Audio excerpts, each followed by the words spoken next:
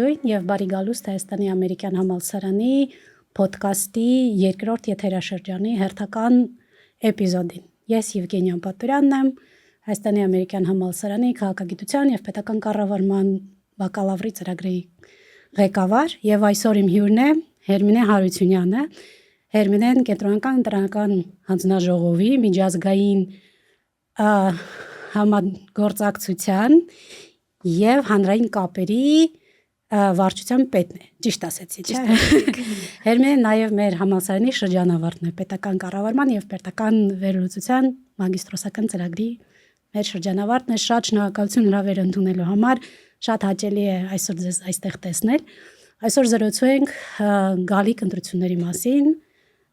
ընտրական process-ի մասին, ընտրություն կայացնելու կարևորության եւ տարբեր մոտեցումների մասին։ Եվ ուզում եմ առաջին հարցը տալ, թե որոնք են ամենակարևոր գործոնները, որոնք պետք է ապահովեն, որպեսզի ընտրությունները լինեն ազնիվ եւ արդար։ Շնորհակալություն, շատ շնորհակալ եմ հրավերի համար։ Պետք է նշեմ, որ համալսարանի շատ հպարտ եմ, որ այս համալսարանի շրջանավարտ եմ եւ միշտ հաճելի է վերադառնալ, հատկապես այս նախընտրական կամ ընտրական շրջանում։ Մենք շատ ենք կարևորում թե երիտասարդների, թե ընդհանուր հանրության իրազեկելը ընտրությունների վերաբերյալ։ Անդրադառնալով ձեր հարցին, միգուցե առանձնացնեմ մի քանի էլեմենտներ, որոնք կազմում են կամ նպաստում են արդար, ազատ, թափանցիկ ընտրությունների կայացմանը։ Նախ այդ են իրավական օրենսդրական շրջանակն է, որով սահմանվում է ողջ գործընթացը, այսինքն մենք ունենք Հայաստանի Հանրապետության Սահմանադրական օրենքը, ընտրական օրենսգիրքը, այլ իրավական ակտեր, կենտրոնական ընտրական հանձնաժողովի որոշումներ, այսինքն այս բոլոր իրավական ակտերի համագումարը ապահովում է հիմքը ընտրությունները կազմակերպելու եւ անցկացնելու համար։ Հենց այս օրենսդրության շրջանակում էլ սահմանվում են ազատ, արդար, հավասար ընտրությունների անցկացման դրույթները կամ հենասյուները։ Մեր օրենքը պետք է ասեմ, որ եթե համեմատենք այլ երկրների օրենսդրությունների հետ, շատ դետալացված է, կարծես թե փորձ է արվել յուրաքանչյուր իրավիճակին կանխատեսել իրավիճակ եւ տալ դրան լուծումներ։ Այսինքն այս առումով շատ հագեցած եւ դետալացված օրենսդրություն ունենք եւ օրենքը իհարկե ունի մի շարք դրույթներ, որոնք ապահովում են ձեր նշած կոմպոնենտները կամ ազատ արդար ընտրություններ ունենալու նախապայմանները։ Օրենքը օրինակ ամրագրում է շատ վերահսկման մեխանիզմներ։ Դրանցից են դիտորդների առկայությունը, տեսանկարահանող սարքերը տեղամասերում, ընտրողների ցուցակների ճշգրտության համար մեխանիզմները, վերահսկողական մեխանիզմներ ընտրություններին մասնակցող կուսակցությունների, թեկնածուների կամ դաշինքների համար։ Այսինքն օրենքը արդեն ինքն իրենով ապահովում է այս բոլոր մեխանիզմները, ինստիտուտները։ Եթե դուրս գանք օրենքից, դրա կիրառումից, կա իհարկե նաև ընտրական մարմինների համակարգ, ընտրական հանձնաժողովների համակարգ, ով կիրառում է այս օրենքը։ Այստեղ շատ կարևորում եմ ընտրական մարմինների անաչառությունը, արդարացիությունը եւ պրոֆեսիոնալիզմը։ Կարծում եմ սա մեկ առանձին կոմպոնենտ պետք է դիտարկենք։ Եթե չկան անաչառ անկախ մարմիններ, ցանկացած օրենք կարող է ոչ լավ կիրառվել, այսպես ասած։ Մեր երկրում հենց այդ նույն օրենսդրության շրջանակներում ապահոված է նաև սա, այսինքն մշտապես գործող ընտրական մարմինները, դրանք են կենտրոնական ընտրական հանձնաժողովը եւ ընտրատարածքային ընտրական հանձնաժողովները, արդեն օրենքով ամրագրված է, որ պետք է լինեն ապաքաղաքական։ Այս ընտրական մարմինների անդամները չեն կարող լինել որևէ կուսակցության անդամ։ Իսկ արդեն տեղամասային ընտրական հանձնաժողովների անդամներին այո նշանակում են ազգային ժողովում խմբակցություն ունեցող կուսակցությունները եւ դաշինքները եւ համապատասխան ընտրատարածքային ընտրական հանձնաժողովները։ Շատ կարեւոր է այս մարմինների պրոֆեսիոնալիզմը, բայց եթե դուրս գանք այս տեխնիկական կազմակերպչական կամ վարչարարությունից, այս ամեն ինչը կարելի է դիտարկել որպես տեխնիկական գործընթաց, շատ կարեւոր է ընտրությունների նկատմամբ վստահությունը։ Կապ չունի թե դու ինչքան ջանք ես գործադրում, ինչքան պրոֆեսիոնալ ես, ինչքան սրտացավորեն ես անում որպես ընտրությունները կազմակերպող մարմին կամ պետական կառույց, եթե չկա վստահություն ընդհանուր ընտրությունների նկատմամբ, այդ բոլոր ջանքերը կարող են խաթարվել։ Պարզ է, վստահության հարցին ինձ թվում է դեռ շատ կվերադառնանք, բայց քանի որ ցանկերից խոսացինք, ասենք դուք նկարագրեցիք օրենքը մարմինները, բայց կարծում եմ որ շատ շարքային քաղաքացիներին հետաքրքրում է թե իրենք ինչ կարող են անել հասկանալու արդյոք, ասենք, օրինակ իրենք ցանկում կան թե չկան Եվ գիտեմ, որ շատ ավելի պրակտիկ հարց, որը օրինակ մեր շրջապատում մարդիկ, ես գիտեմ, որ իրենց հետաքրքրում է, որ ենթադրեք ինքը, ասենք, սովորում է այստեղ, կամ աշխատող այստեղ, բայց գրանցված է որևիցե այլ մարզում, մարզից են մարդիկ։ Ինչ կարող են անել, նախ ստուգեն համոզվեն կան ցանկում թե չկան, հասկանան որտեղ են, որ պետք է գնան, քվեարկեն եւ եթե դա իրանց հարմար չի, կարող են արդյոք տեղափոխել թե ոչ։ Կարծում ես հաղորդաշարը շատ ժամանակին է, որովհետև արդեն հրապարակված են կենտրոնական ընտրական հանձնաժողովի եւ ներքին գործերի նախարարության միգրացիա եւ քաղաքացիության ծառայության համապատասխան կայքեջերում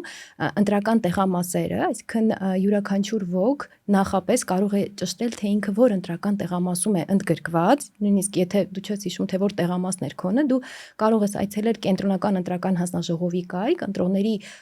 ցուցակները արդեն նաև ներբեռնման հնարավորությամբ տեղադրված են կայքում եւ ընտրողների ռեգիստր բաժնից կարելի է տեղեկանալ, թե դու որ ընտրական տեղամասի ընտրող ես։ Բայց եթե նշված դեպքը, ձեր նշած դեպքը դու մի ընտրող ես, ով հաշվառված է մի համայնքում, սակայն քվեարկության օրը գտնվելու ես մեկ այլ համայնքում եւ ի վիճակի չես լինելու քո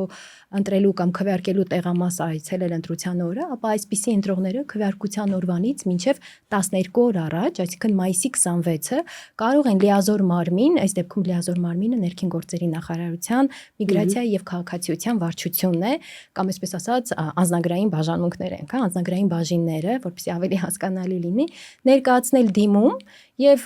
արդեն կայքից ճշտելով թե որ տեղամասն է քեզ ավելի հասանելի կամ հարմար, նշել դիմումում թե քվեարկության օրը դու որ համայնքի, որ հասցեում ես լինելու եւ քեզ կընդգրկեն այդ հասցեի ընտրական տեղամասում եւ անձը կքվեարկի։ Կարևոր է նշել, շատ հաճախ շփոթություն է լինում, մարդկանց թվում է, թե իրենց հաշվառման հասցեն են փոխում։ Ոչ, դա արվում է ժամանակավորապես միայն այդ ընտրության այդ օրը քվեարկությանը մասնակցելու համար։ Այսինքն ընտրողին ժամանակավորապես են հանում եւ ընդգրկում մեկ այլ համայնքի տեղամասի ցուցակում։ Շատ լավ, իսկ եթե ասենք քաղաքացիությունը վերջերս է ստացել, ընդհանրապես չի գտնում իրեն ցուցակներում, դեռ ոչ միտեղ ֆիքսված չի ինչ որ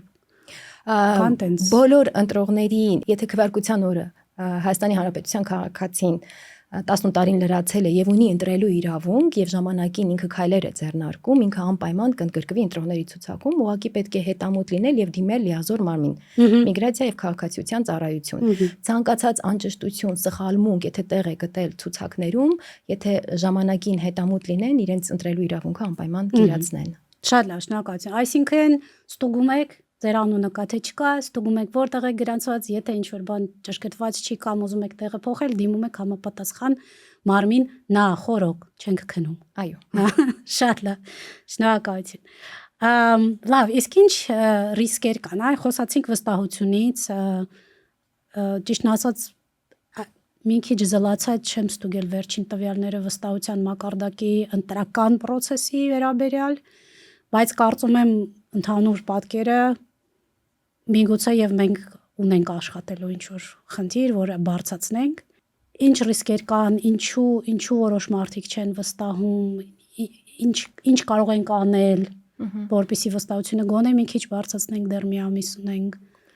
Վստահության ցուցանիշի հետ կապված ցավոք մենք կենտրոնական ընտրական հանձնաժողովի ինքը այդպիսի հարցումներ եւ այլն չի անցկացնում, բայց մենք հետևում ենք միջազգային կազմակերպություններ կան, օտարերկրահայական կազմակերպություններ կան, որոնք վերջերս եւս հրապարակել են որոշակի հարցախույզի արդյունքներ, ցուցանիշներ կան այնտեղ որոշակի։ Մենք ընդհանուր առմամբ որպես ընտրական մարմին նայում ենք թե մեր նկատմամբ ինչպիսին է վստահության մակարդակը եւ պետք է հպարտորեն ասեմ, որ կենտրոնական ընտրական հանձնաժողովի նկատմամբ միշտ բարձր է եղել վստահության մակարդակը, բայց ընդհանուր ընտրական գործընթացի քաղաքական ուժերի հետ կապված պետք է եւս մեկ անգամ այդ ցուցանիշները եւս հետազոտվեն։ Ընդհանուր որպես պետական մարմիններ կարծում եմ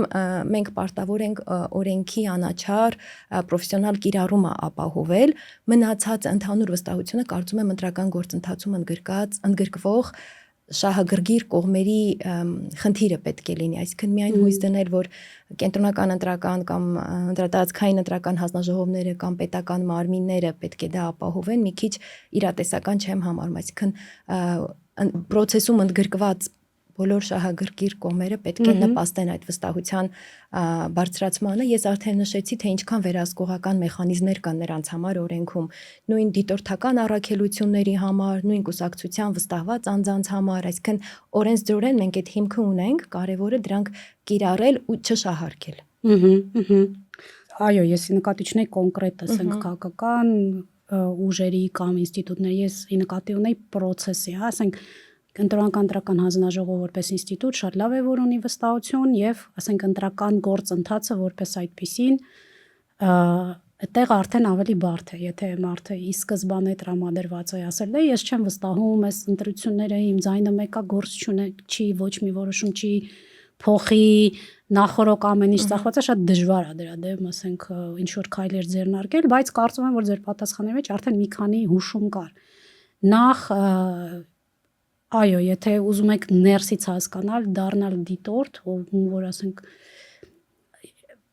այդ process-ը ներսից կտեսնի, դա օրինակ քայլերից մեկն է, որ եթե դուք չգիտեք կամ չեք վստահում, որ ամեն ինչ լավ կանցնի, խնդրեմ, այսպես կարող եք ներսից ծանոթանալ ամեն ինչին, եթե դուք ուզում եք մնալ նեյտրալ, եթե դուք որից եք քաղաքական կուսակցության եք արում, ապա դա կարող եք դառնալ այդ քաղաքական կուսակցության կամավորը, որը տեղում նորից կհսկի կուսակցության կողմից, ճիշտ է։ Այո, process-ը։ Այսինքն կարող է հնարավորություն կա ավելի խորը ներգրավել, հասկանալ եւ գիտելիքի եւ սեփական փորձի հիման վրա հասկանալ արդյոք ընտրությունները մաքուր էին, արդար էին եւ այլն եւ այլն։ Գիտեք ինչի՞ս էցի վերջերս ձեր ծրագրի ուսանողներին հյուրընկալել էին Կենտրոնական ընտրական հանձնաժողովում եւ ֆոկուս խմբի նման բան անցկացրեցինք, երիտասարդներին հարցրեցինք, ասացինք ընտրություններ բառը եւ ասացինք ինչն է առաջինը գալիս մտքին եւ տարօրինակ էր նաեւ զարմանալի, որ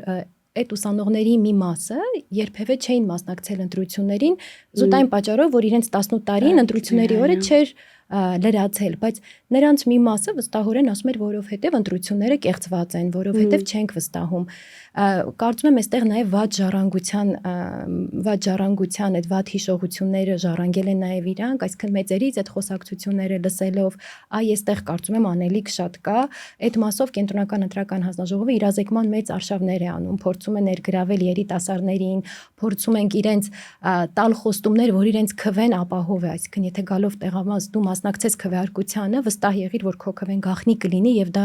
ոնց որ պետք է հաշվարկի մեջ կընդգրկվի, այսինքն այդ մասով որպես ընտրական մարմին այս մեսիջն ենք փոխանցում, որ կարևորը գալ, մասնակցել, քվեարկել եւ փորձում ենք երաշխավորել, հասկացնել, որ այդ քվեն գաղտնի է եւ մենք դրանք բոլոր յուրաքանչյուր քվե հաշվարկվում է։ Այո, մենք հատկապես մենք նմանապես համալսարանում գործ ունենք ցենք գալիք ընտրությունները շատ-շատերի համար լինելու են առաջինը ըստ իրենց տարիքի, ինձ համար դա ցենք ոգեշնչվելու եւ ինչ որ տենց գրեթե տոնելու ինչ որ առիթ է, որ երիտասարդները առաջին անգամ իրենց քաղաքացիական պարտն են կատարելու, բայց այո, շատ-շատերի համար ճիշտ հակառակը չեմ վստահում, կեղտոտ բանա, կեղծվելու է եւ այո, շատ կարեւոր է, որ երիտասարդները իրենց փորձի վրա հիմնվելով փորձեն նույնիսկ եթե ասենք դու կարծում ես, որ միգուցե մաքուր չնի, դու գնա, փորձի, քվեարկի, աչքերդ բաց պահի, նա ինչա կատարվում, եւ հետո նոր որոշի, ասենք արդյոք այդ քվեարկելու քայլը քո համար ինչ որ վատնաժամանակ էր եւ ես կասեի, որ միանշանակ կապ չունի, դա երբեք վատնած ժամանակ չէ, նույնիսկ եթե կան խնդիրներ, հենց քվեարկելով, ենթադրենք դու մտածում ես, որ ընտրությունները կկեղծվեն։ Եթե դու չգնաս ընտրությունների, դու դրա վտանգը բարձրացնում ես։ Արդեն նպաստում ես։ Եթե դու գնում ես, արդեն դու ոնց որ քո քվեին տեր ես կանգնում, որ քո քվեն քո փոխարեն ոչ ոք չի կեղծի, չի գողանա, այսինքն չմասնակցելը լուծում չէ։ Չմասնակցելը միգուցե ամենավատ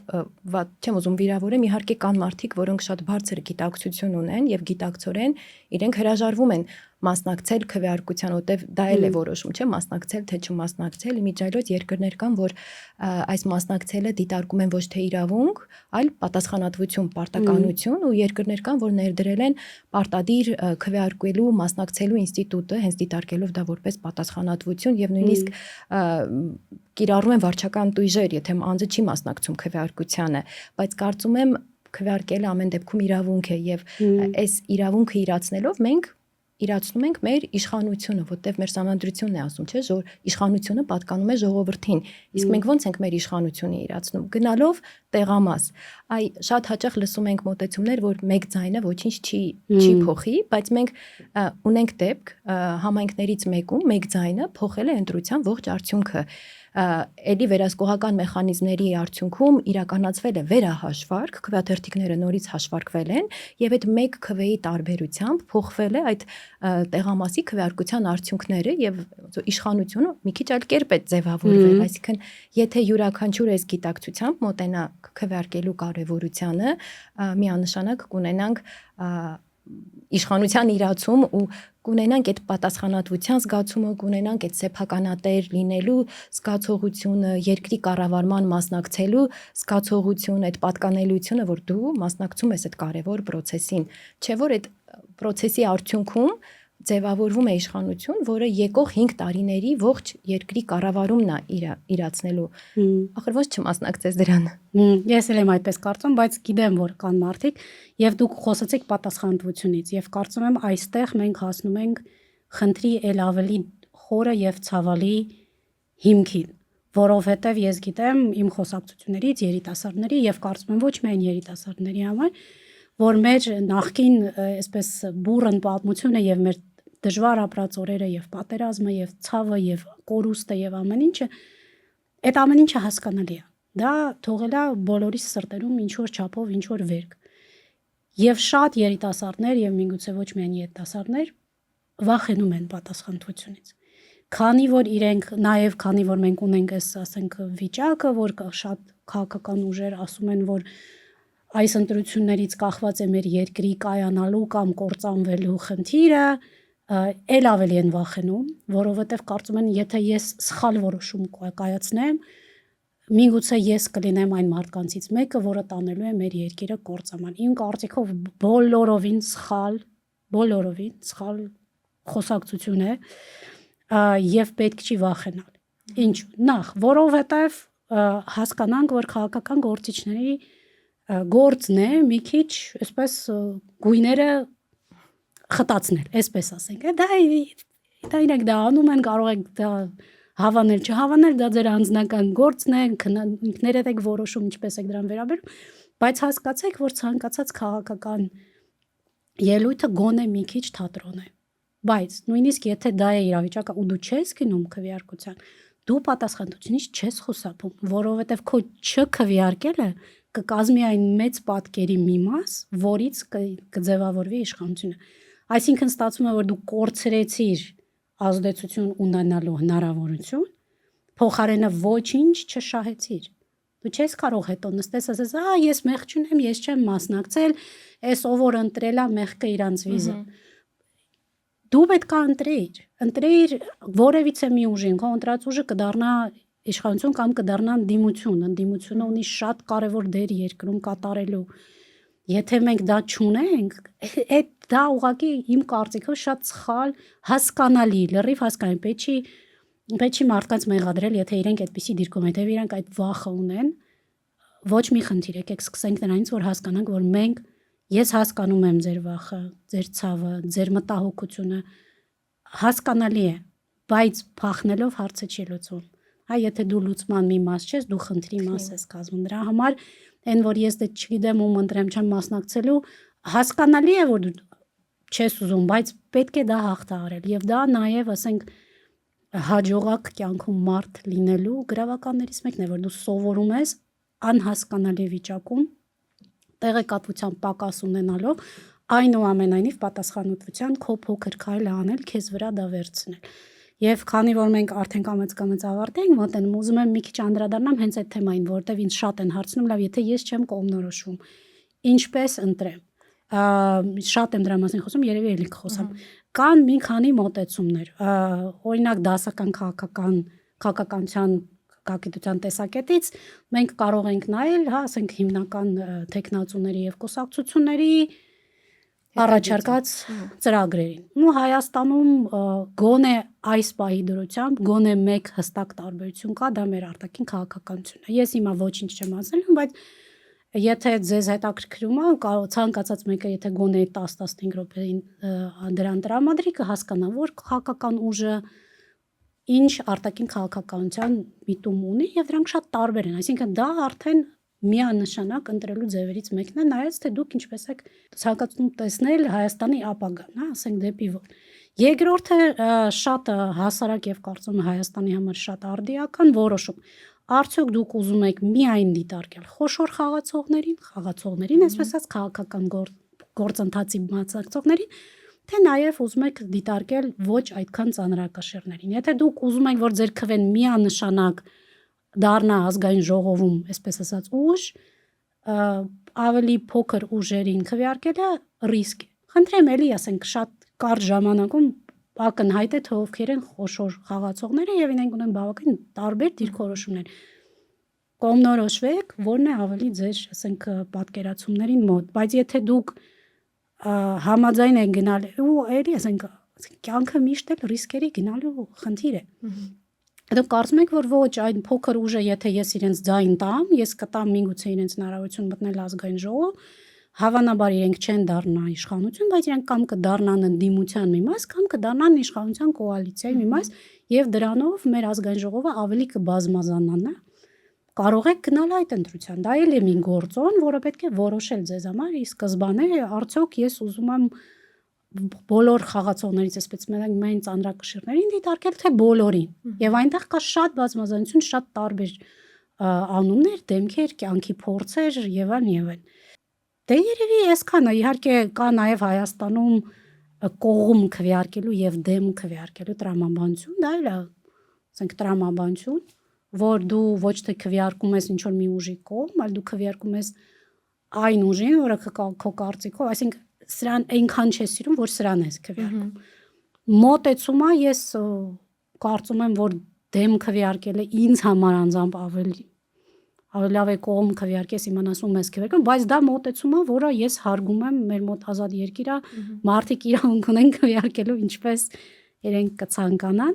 Դե իհարկե դասական ոնց որ ասացի, ես քաղաքականության մենք նայում ենք կամ կուսակցություններին, բայց շատ հաճախ մենք նայում ենք անձերին, մենք նայում ենք իրենց գաղափարներին, մենք նայում ենք կամ իրենց անցյալ արած չարածներին, կամ մենք նայում ենք թե իրենք ինչ են խոստանում։ Այդ ամբողջը իրար հետ վերցնել եւ վերլուծել շատ դժվար է եւ չի ստացվելու։ Դրա համար ի վերջո, եթե չեք կողմնորոշում, չգիտեք, որոշեք ինչ որ մի սկզբունք եւ այդ սկզբունքով ձեր կյանքը հեշտացրեք, ինչ որ մի որոշում կայացրեք, բայց շատ կարեւոր է իմ կարծիքով գալիք ընտրություններում լինել այդ գործընթացի մի մաս, որտեղ դու ձեռք ես բերում քաղաքացի կոչվելու ու դու սայցտենց ունես իրավունք, բայց բարոյական իրավունք։ Այ ես պատկանում եմ այն մարդկանց, ովքեր ասում են, որ իրավունքը շատ կարևոր է, բայց ցանկացած իրավունքը գալիս է իր պարտականությամբ։ Եվ բարոյական իրավունք կոչել քեզ այս երկրի քաղաքացի, դու ստանում ես այդ մինիմալ ընտրություններին մասնակցելով։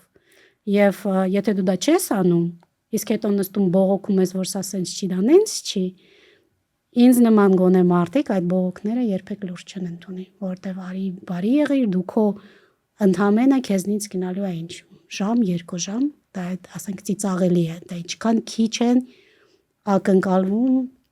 քաղաքացուց, որպեսզի ինքը ստանա այն բարոյական իրավունքը, որ հետո ասի քննադատի, քննարկի, ասի լավ չի, պահանջատեր լինի եւ վերջի հաջորդ ընտրություններին ունենում եք հնարավորություն փոխել ինչ որ բան, այսինքն այդ ժամանակահատվածը տրված է քաղաքական ուժերին ինչ որ աշխատանք անելու եւ իրենք պետք է հաշվետու լինեն ու հաջորդ ընտրությունը էլի հնարավորություն է այդ ուժերին կամ նորից ընտրելու կամ չընտրելու, բայց շատ հետաքրքիր ուղեցույցի նման բան ներկայացրեցիք սկզբունքների, կարծում եմ երիտասարդներին ընդհանուր հասարակությանը քաղաքացիական գիտակցության բարձրացման նաեւ կարիք կա ու այստեղ էլի կուզեին ընդգծել թե քաղաքասարակության, թե լրատվամիջոցների դեր, այսինքն այդ համատեղ աշխատանքի արդյունքում պետք է այդ գիտակցությանը հասնել ու շատ արդարացիորեն նշեցիք, շատ հաճախ ենք լսում այդ փաստարկը, որ փորձում են խուսափել պատասխանատվությունից, հա, հետագայում այդ մեղքի զգացումը հավանաբար չունենալու, այստեղ եւի կարեւոր է դիտարկել, թե մարդիկ ընդհանուր ինչպես են որոշումներ կայացնում, հա, այնտեղ տարբեր տեսություններ կան որոշումների կայացման, կարծում եմ այս հիմքումն էլ, հա, ռացիոնալ ընտրության, սահմանափակ ռացիոնալության, այսինքն այս ամեն ինչը կարծում եմ շատ բազմաշերտ է ու ընտրողի հոգեբանության հիմքում այդ վարքային գիտության տարբեր էլեմենտները կարելի է վերլուծել, բայց միանշանակ յուրաքանչյուր քաղաքացի, ես դիտարկում եմ դա իրավունք քվեարկությանը մասնակցել, բայց նաև ինչու՞ չէ պատասխանատվություն։ Շատ բարի, դե ինձ թվում է արդեն ահագին երկար զրուցեցինք, միգուցե հաջորդ զրույցի թեման կարող է լինել ավելի խորը այտենց վերլուծություն, թե մարդիկ ինչպես են գնում ընտրություններին, բայց ամենայն դեպս շատ շնորհակալություն մեր հրավերը ընդունելու համար, կարևոր զրույցը անցկացնելու համար։ Ես էլ եմ շնորհակալ։ Եվ ժողովուրդ ջան, անպայման գնում ենք ընտրելու։ Շատ կարևոր է։